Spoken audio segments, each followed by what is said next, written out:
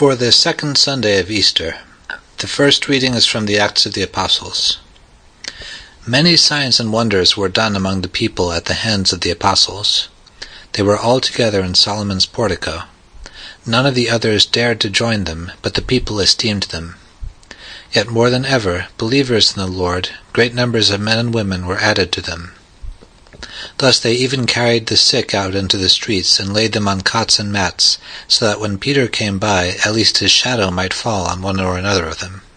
A large number of people from the towns in the vicinity of Jerusalem also gathered, bringing the sick and those disturbed by unclean spirits, and they were all cured. The second reading is from the book of Revelation. I, John, your brother, who share with you the distress, the kingdom, and the endurance we have in Jesus, found myself on the island called Patmos, because I proclaimed God's word and gave testimony to Jesus. I was caught up in spirit on the Lord's day, and heard behind me a voice as loud as a trumpet, which said, "Write on a scroll what you see."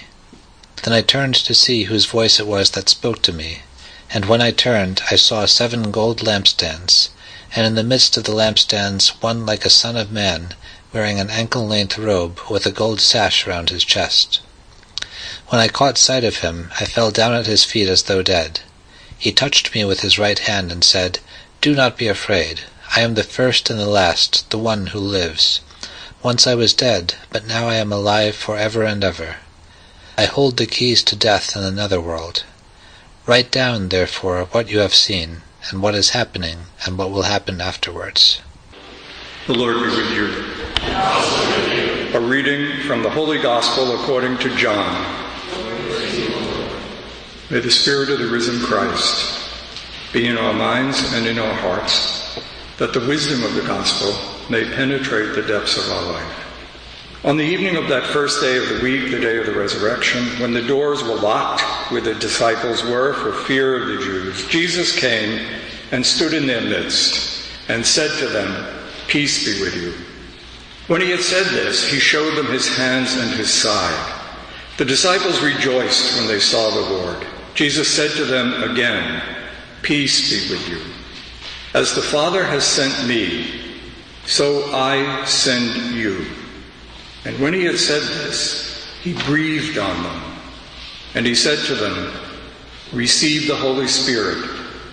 Whose sins you forgive are forgiven them, whose sins you retain are retained."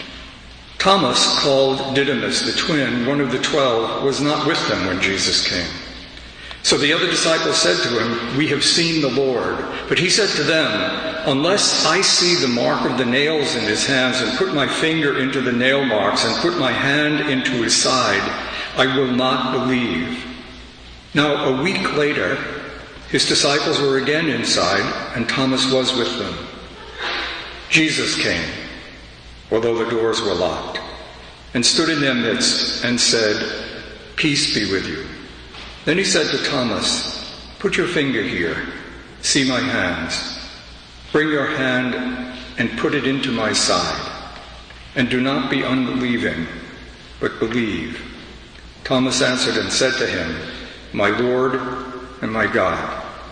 Jesus said to him, "Have you come to believe because you have seen me? Blessed are those who have not seen and have believed." Now Jesus did many other signs in the presence of his disciples that are not written in this book. But these are written that you may come to believe that Jesus is the Christ, the Son of God, and that through this belief you may have life in his name. The Gospel of the Lord. Praise to you, Lord Jesus Christ.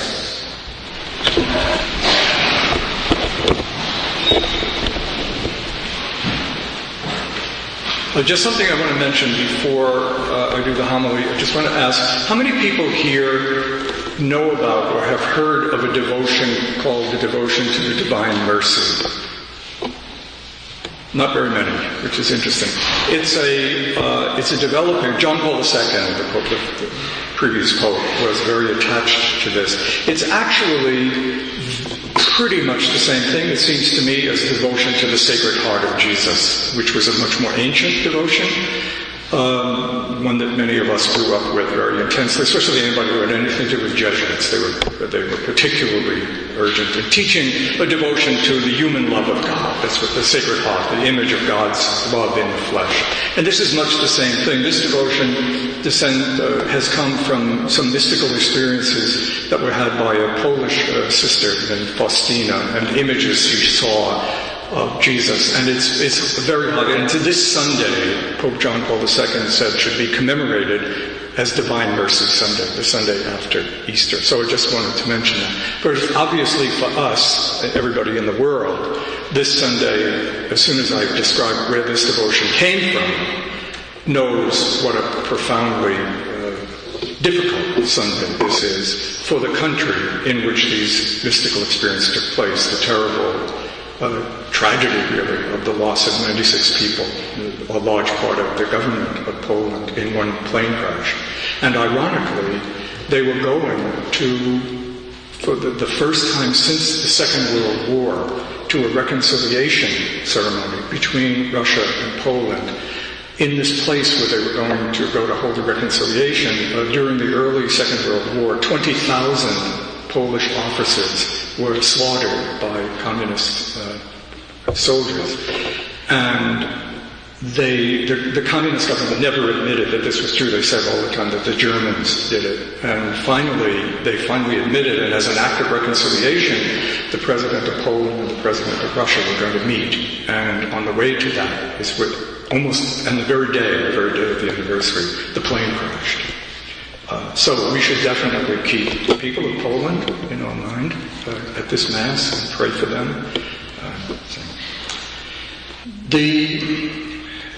I mentioned before we listened to the first reading that it was a reading about a kind of honeymoon period in the life of the church, which is true.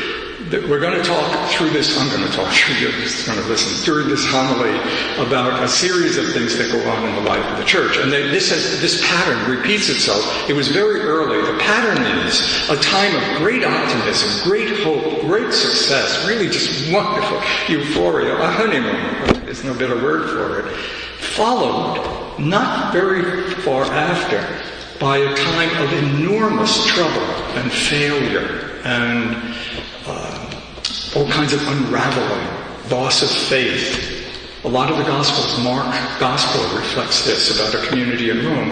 And the second reading, actually, although this part of the reading didn't deal with that, reflects it too. The writer of the book of Revelations is on that island because he's been exiled there during a persecution. And it was a very terrible persecution. It was really sort of doing the community in. And also it was turning members of the community against one. People were failing, people were apostatizing. I mean, it was a very dark and bad time. In an interesting way, we are actually in another rhythm like that. None of you, I suspect, in this room is old enough, I'm sure probably not if you're all students, to have known a period in the life of the church which I was privileged to be alive for in the late early 1960s. The period of the Second Vatican Council, this enormous, powerful inflow of the Spirit, like Jesus did, where he breathed into the apostles in this story. You have to hear two things there if you're listening to John's Gospel. First of all, you hear before that, God breathed, the Spirit of God breathed over the waters to create the universe. And also in his dying, the very last thing in John's Gospel of the crucifixion, Jesus says, I've accomplished it, it's finished. And then he gives up his Spirit, which on one level just means he died, but on another level means he's giving the Spirit that led him through his life, that embodied in him the love of God. He's giving it to us. So he breathed. The Second Vatican Council was clearly an experience like that, the most extraordinary experience of the church coming together, coming to life. The whole world was in awe of what was going on during this thing. during these 3 years. Amazing things. Changes in attitudes toward other religions and the Jewish people. Changes in images of what the church should be. The role of the lay people. The changes in the liturgy, which returned us to a deeper, everybody participate. I mean, it was just remarkable. Even that change in the liturgy, I think it was voted in by like 1,400 bishops to 3 or something. I mean, it was just a complete, everybody seeing things together. That's a little exaggerated, but anyway. Okay, so it was a wonderful time. It was a time. We're not in a time like that anymore. We're in a time of really deep trouble in the church. The Holy Father has talked about this. This is not news to anybody.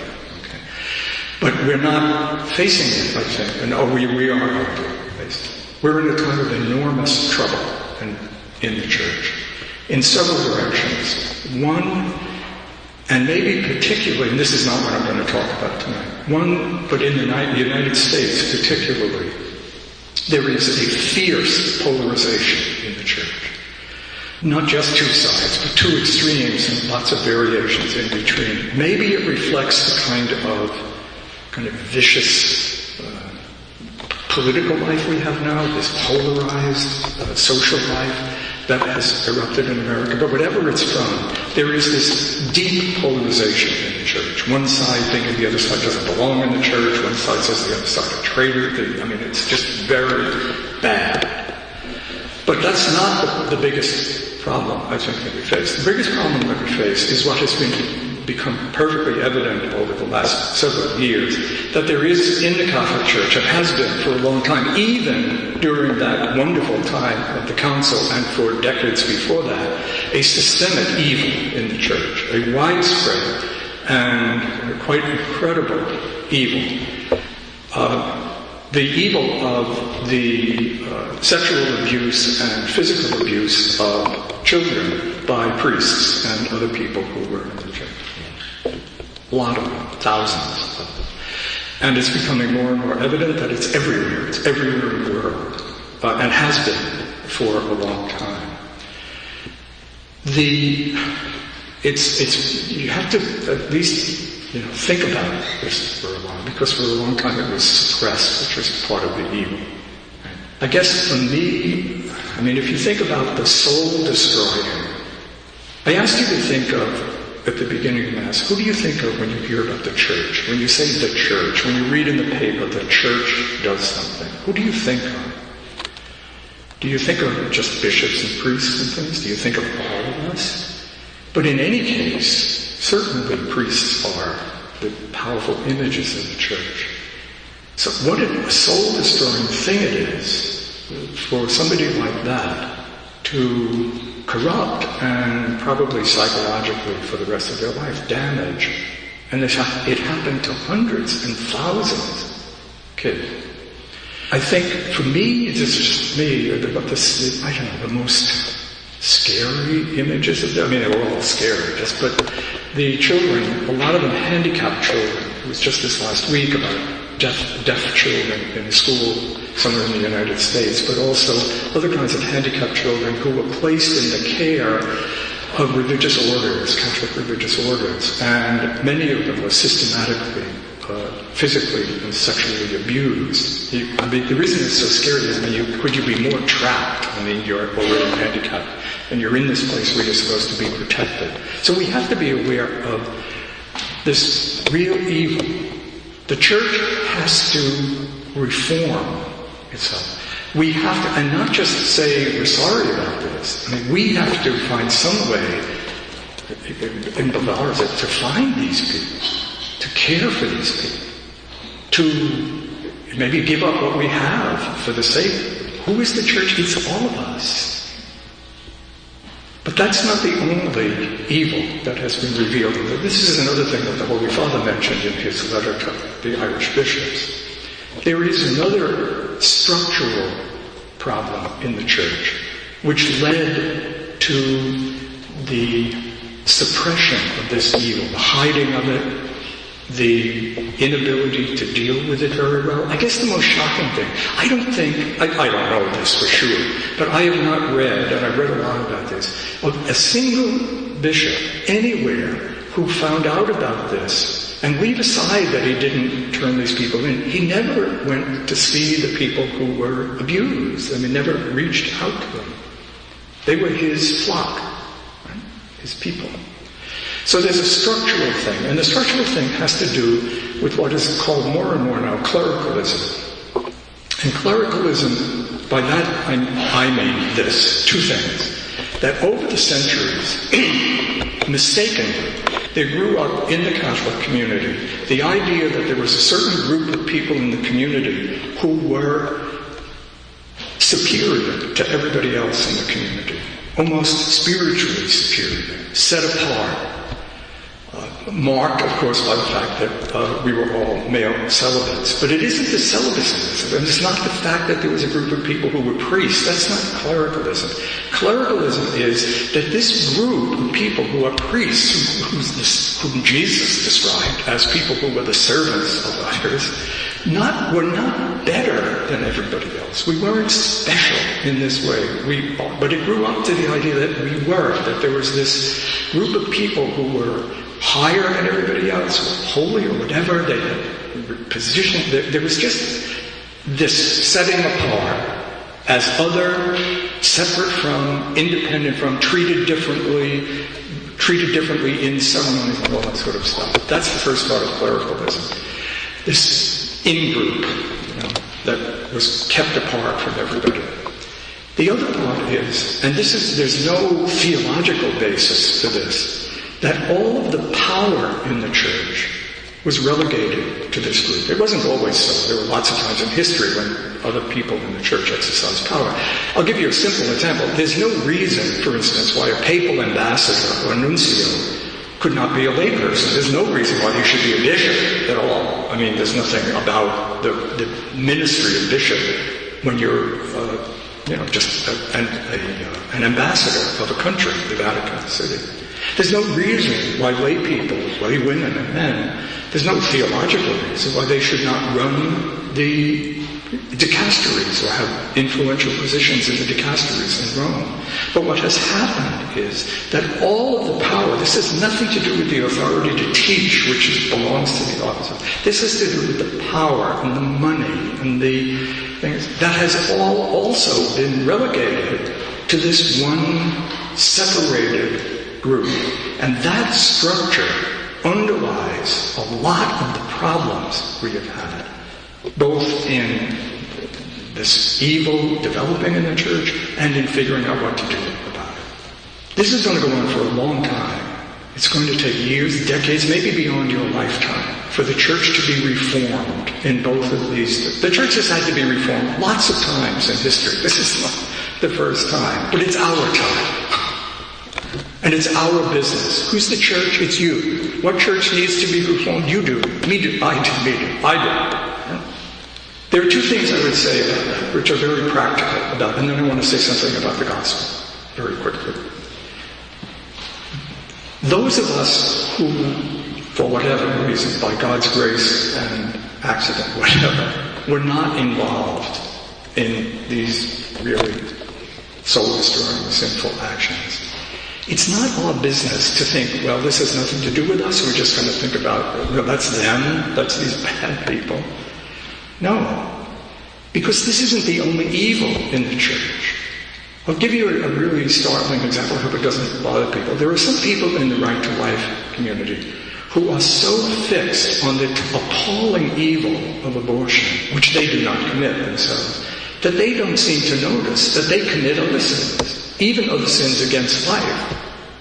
Just because we are not guilty of either covering up this thing or performing these acts doesn't mean that our sinfulness is not affecting the church now and needs to be reformed. This would be this would be a deeper experience of Christ for you if I were a holier man.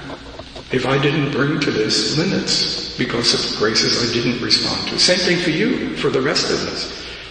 We are the church. Where we limit or block the movement of Christ's Spirit in our life, we block it in the church. That's the first thing. The need for reform in the church, penitence and reform, affects all of us in our own life, not just these people. And the second thing is, Since you are the church, and we are, even though we don't have any power in the church now, we're not in any, none of us is in a big position, we're still responsible for this church. Whereas especially if you're smart, you're being well trained, you're going to be assuming positions of responsibility in the world and maybe in the church. You should know more about the church, know more about what goes on. You should care about what the structures of the church are. And certainly you should pray for it. So let me just go quickly. I'm sorry this has been so long, but it's really important. To the gospel passage, just very quick things. I've already mentioned the business of Jesus breathing. This is the risen Christ on Easter Day. This is the Christ who will become present on this altar in about 15 minutes. Breathing into you and me, his Spirit. As I've been sent into the world, I'm sending you into the world to do what I do. Think of the real horror, if I may just go back to that, of somebody who was sent to do that, who abuses a child. But the most powerful thing is that the gift of forgiveness is there. The gift of forgiveness is in the church because it's needed. And it's as powerful as the resurrection of Christ because it is more powerful than any evil that's in the church or in us or in me or in the structure. Two things. Thomas. Really interesting. When Thomas says, unless I can put my fingers in this, he seems like he's just, an arrogant person. But suppose you change that phrase just a little bit to say, not, I will not believe, but I cannot believe. Unless I have this experience, I cannot believe. That seems to me to be a perfect, wonderful expression of any of us at prayer. God, this is the way I am. Lord, this is the way I am. I'm not going to pretty myself up for you. This is the way I am. You enter my life and do something. This is what the church should sound like. No. And he does. Christ does. He ends up, Thomas ends up, beyond his unbelief, saying the most profound act of faith in all of John's Gospel.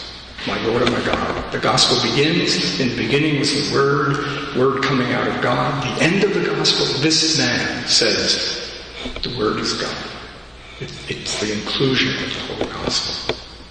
The last thing I want to say is, when Jesus says to him, blessed are those who have not seen and have believed, he's not congratulating us. Remember, blessed means you're lucky. You're fortunate. You're blessed if you're poor, because you're closer to being able to see God. Those of us who did not encounter Christ are blessed, because the way we can encounter Christ in the whole history of the church and in one another is actually deeper and more profound, luckier. It's very interesting. The only other time in John's Gospel when this word is used by Jesus, blessed, you're blessed, is at the Last Supper, when he's washed the feet of the disciples, and he says to them, any one of you who recognizes what I did and understands it, you're blessed if you go and do it.